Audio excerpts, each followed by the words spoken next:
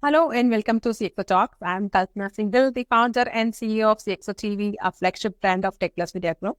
Today, we are diving into the crucial topic of cybersecurity in the financial sector. With the escalating threat of cyber attacks, safeguarding sensitive financial data and transactions has never been more critical.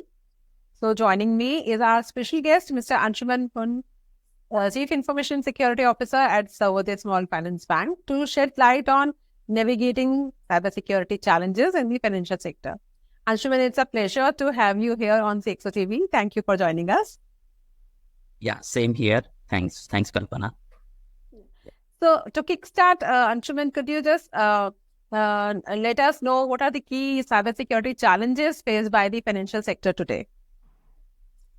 Yeah, so financial sector is no more isolated organization, correct?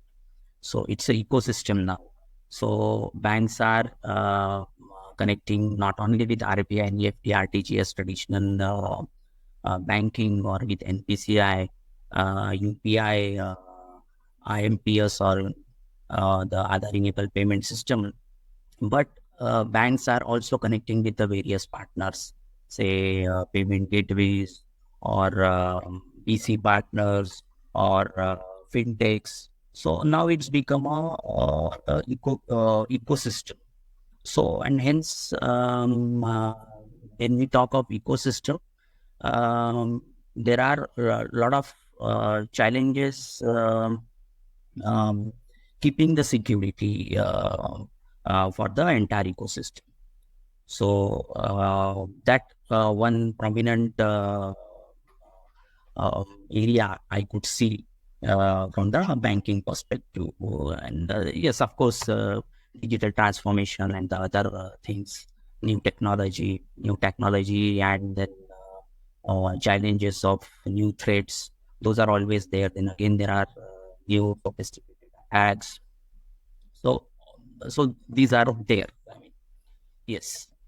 Yeah. Okay. So, how does Suryoday Small Finance Bank approach cybersecurity to protect its customers and data?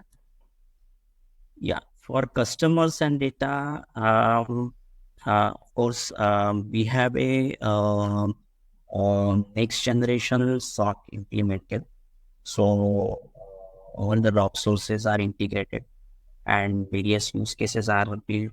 So detection, plus we have a security controls implemented as per, since we are a regulated entity, that there are cyber security framework, and as per framework there are various controls that we have to build. And from the data exposure perspective, as you said, customer data and data protection, there are various controls that are implemented from the perimeter, network, data layer, defense in depth approach. So those are the controls that we have implemented. Yes, of course, from customer perspective, customer data perspective, we have also FRM kind of solution implemented. So that is there. Yeah, some people process technology is always playing the key. So it's a regulated entity as a bank. So all necessary security solutions are implemented. Yeah, that's including your risk management and threat intelligence and all. Yes. So of course, when I talk of stock, so Intel is there. There are various subscription that we have taken. Say, for example, brand monitoring perspective. Then there are various external assessment happens. For example, rating exercise, penetration testing. So all those are part of the phishing simulation. There is various awareness program for the customers, employees, and vendors. So all those as a part of regular activity as a CXO office has to carry. Yeah, sure. Especially when financial sector is the most regulated sector. Yes. I think it's zero trust which is actually been considered when it comes to it's not just financial. I mean, I think now the zero trust is every business is actually looking at having zero trust as a policy. Yeah. So, can you elaborate on the role of collaboration and partnerships in strengthening cybersecurity defenses? Okay. Collaboration and you said? The partnerships, the collaborations and partnerships in strengthening cybersecurity defenses.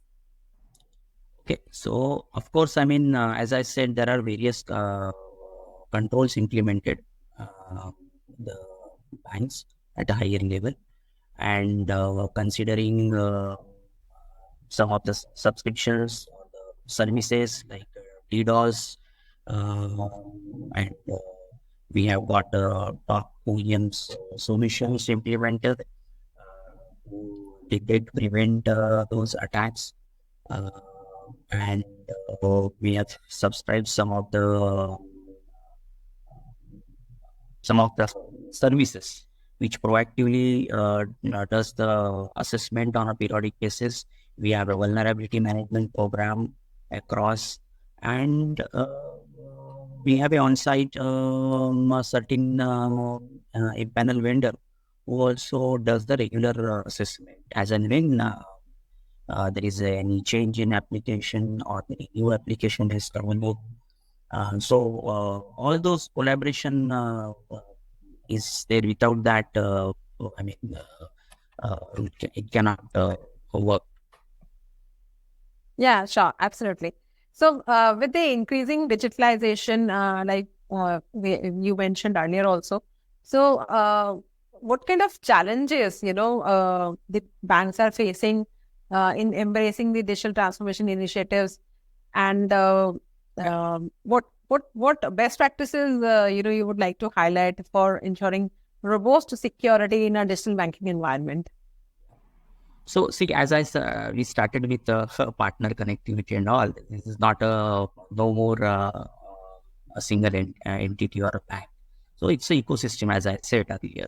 So the partner's role is very important in this, and there are we have to depend on the payment gateways, on the PCs, partners, fintechs, payment gateways for the various use cases like CASA, FD, lending use cases. Correct.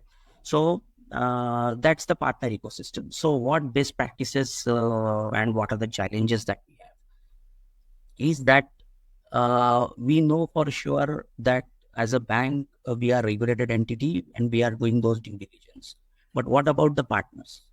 Those are the fintechs. Those are the fresh entities. Are they up to the mark when we talk of cybersecurity? So while onboarding such partners, we or any entity has to do a rigorous risk assessment and the architecture review or the partner, the infra application is very crucial at the beginning, at even periodically. And certain recommendations should go to them, and we have to ensure the effectiveness of implementing or deployment. Third part is when we talk of entity connecting each others. So nowadays it's all API communication going across. The data is going through APIs. So API security is very important. Just for example, I just say give you one example. That's a two-way handshake. So when API communication happens between the entities, the two-way handshake, whether we have done it or not, or just it is happening at one end. That is with the increased digitization of the banking services. Then again, as I said, VAPT AppSec source code review before go live or before engaging them is again a very important work to ensure that the certain empanel vendor have done those assessment and then they have verified that there is no vulnerability into the infra application or whatever the cloud environment that they are using for their business use case. And of course, data protection, that is while in transit at rest and in motion. So those security protection needs to be taken care. Yeah, so that means compliance play a critical role in shaping cybersecurity strategies within financial sectors. Correct. Yes. So, artificial intelligence and automation are transforming cybersecurity practices. How are banks leveraging AI in automation tools to enhance threat detection or maybe incident response? I mean, overall cybersecurity resilience in the face of increasingly sophisticated attacks. Yeah. So see, so this has started now. Okay, so this probably on this year's strategy, cybersecurity strategy, probably artificial intelligence and automation is a prominent strategy for all the banks or the organization. So with in this, even we also put it in the strategy. And what we are trying to do is we are trying to identify and map the existing tool technology for the AI-driven strategy, as we call it. We have to identify, as you said, collaboration. So at OEM level, what new features and are they up to the mark? Are they embedded the AI journey into their security solution, which ultimately we are going to consume? So that needs to be assessed. And then we have to suggest and implement the AI-driven security in an evolving cyber threat landscape. At the same time, as you know, a decade before, SOC has evolved. So Security Operations Center, where the log sources, where the log sources are injected, logs are injected from the various log sources, and there are use cases defined, and then the incident management cycle runs there. And then there are over the period there are people process challenges, and after that the next gen technology, next gen SOC has come up.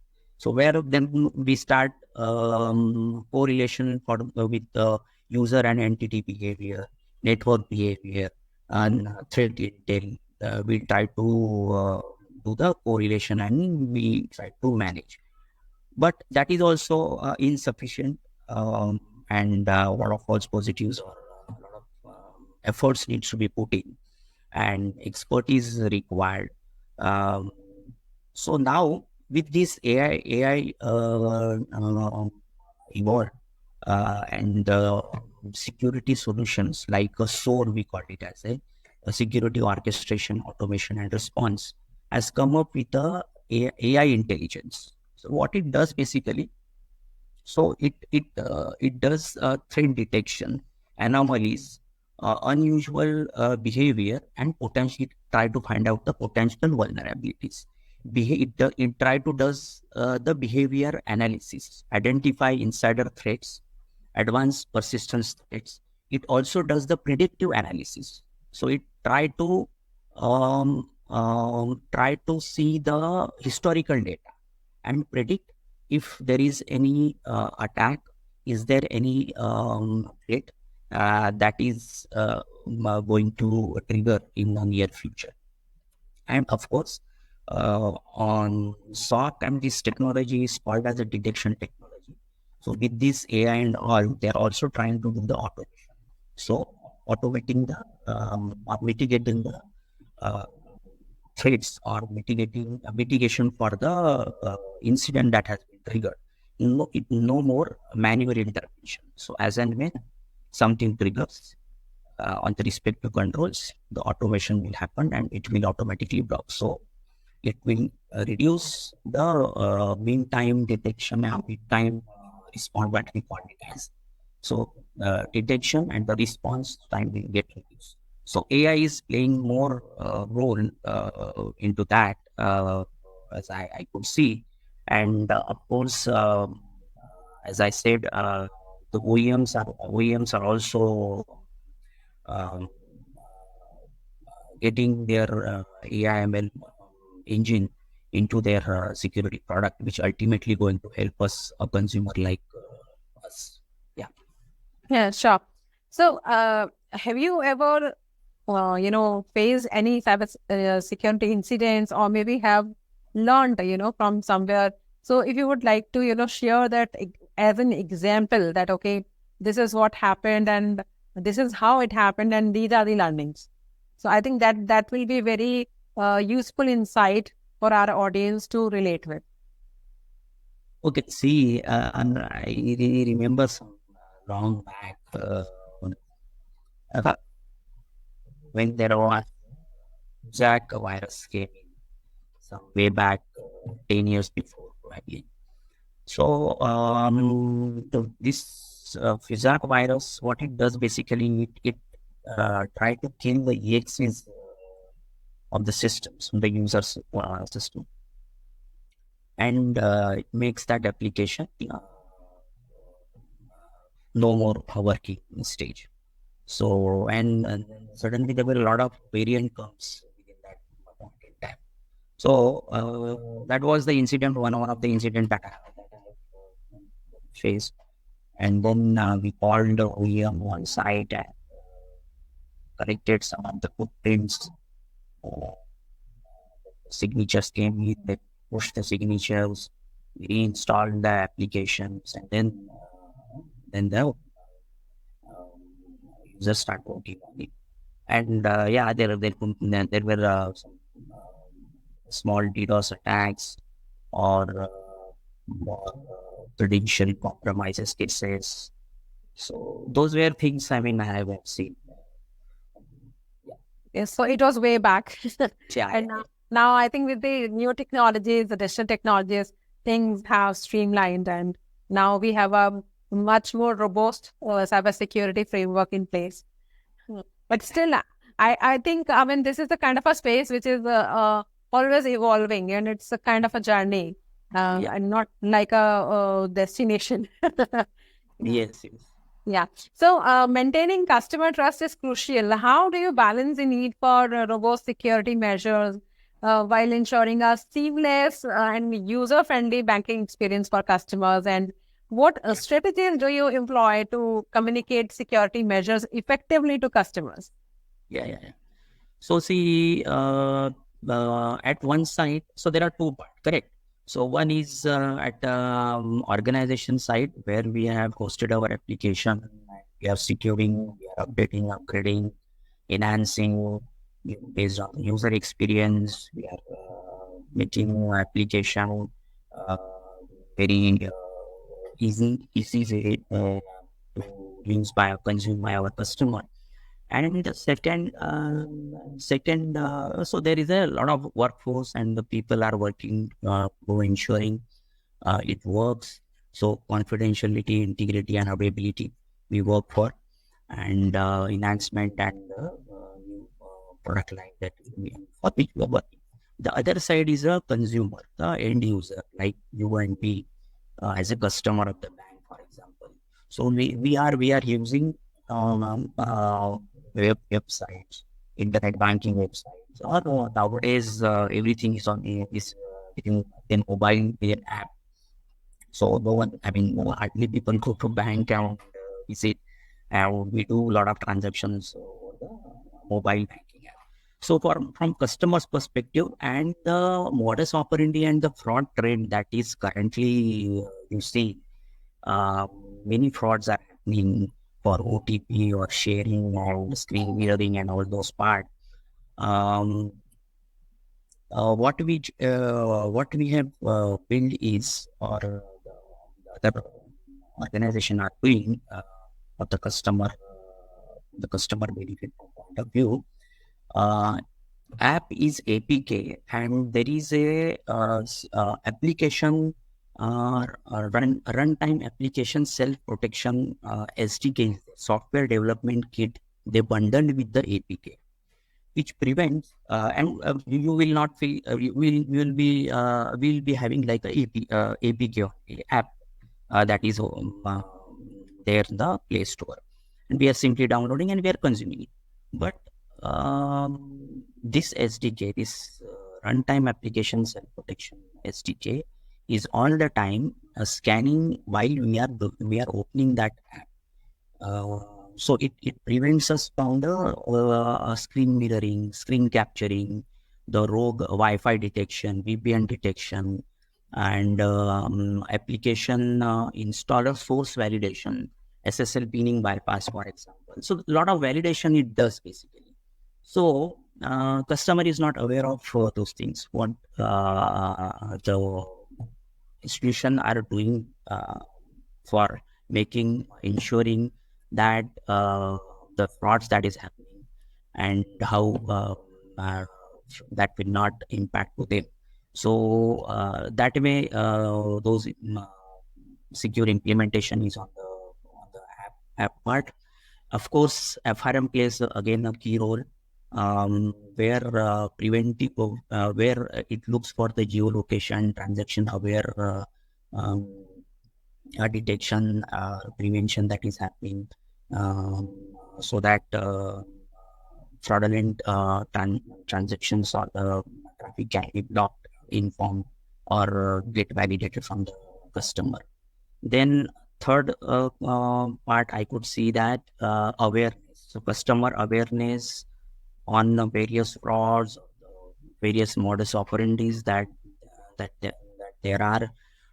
We have to keep educating them. We have to send SMSs, email communication to them and tell them that how the frauds are happening and what precautions they need to take. So that's from the customer end. That what proactively the organizations are doing. That's a great insight. And so moving forward, if you can share your top cybersecurity priorities over the next 2 to 4 years in terms of investments. Okay. So as we discussed, AI-driven security strategy. So that will be the priority for any of the CISOs or any of the security heads. Robust data prevention framework. So now the APDP is also coming. So they are going to probably the board is going to form and we are going to get some kind of guidelines.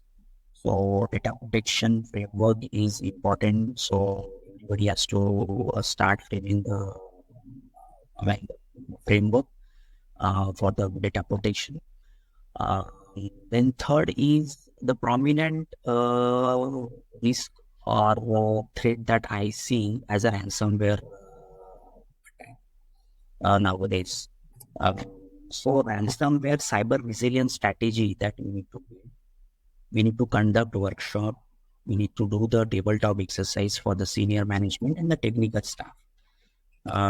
And considering this ransomware attack has happened, what is the backup provision that you have when everything is breached, for example? So one should look at the secure backup copy kind of solution.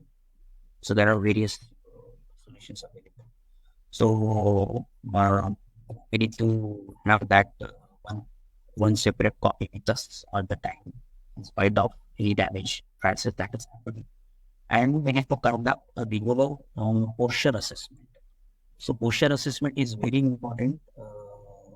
So we need to red teaming, purple teaming, whatever you need, get all the time run, so that we need to see at all the exposure, any gaps, anything that is there which put the further potential risk. So conducting regular posture assessment is again. So these 3-4 priorities, there are a number of things, but on card, these are the 4-5 things that is there. Yeah, fantastic. So seems like the budgets are increasing in security. Yeah. When it's going hand to hand with the adoption of technology, and the more emphasis is now on cybersecurity, especially when it comes to the critical sectors like financial, or I would say health also, are very, very important sectors. to, from cybersecurity perspectives? Sure. Yeah, I mean, the CISO are giving more time in the board meetings, so in hours they have to been asked to present the security posture. So a lot of awareness in the boardroom. And yes, even regulatory entities also asking how much budget from IT, how much spends, and all those KRs well defined. So yes, of course, yeah. So CISOs are reporting to in your board, directly reporting to CEOs now? No, I think this new master direction has come. Master direction on IT governance, risk, and practices that has come. There they have again redefined. Internal information security steering committee where CRO level person will be heading the committee, and yes, and of course ITSC where CRO and CISO has to present. Sure. So thank you so much, Anshuman, for sharing your insights and expertise with us. And in conclusion, the financial sector faces numerous cybersecurity challenges that require proactive and comprehensive solutions. It's imperative for the industry to adapt to evolving threats and leverage advanced technologies to safeguard against cyber attacks. So with a collective effort and a commitment to cybersecurity best practices, the financial sector can navigate these challenges and maintain the trust and confidence of its customers. Yes, that's good. Yeah. Thank you so much for taking out time and joining us today on CXO TV. Yeah, thank you, Kalpana. Thanks for calling me to share my view. Thank you very much. Thanks. For more updates from CXO TV, please like and subscribe to our channel.